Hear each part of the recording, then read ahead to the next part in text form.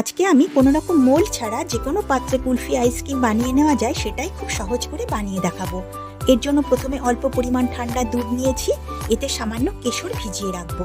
এবারে মিক্সি জারে নিচ্ছি জল সমেত 12-14টা কাজু ও আমন্ড। এখন পেস্ট করে নেব। এদিকে গ্যাসে 1/2 লিটার ফুল ক্রিমযুক্ত দুধ বসিয়ে দিয়েছি।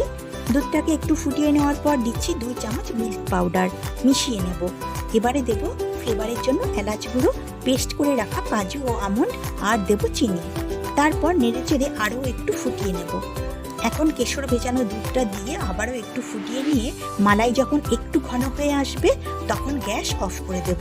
এখন মালাই ঠান্ডা হয়ে গেছে, তাই যে পাত্রে আইসক্রিম সেট করব তাতে এবারে মালাই নিয়ে নেব।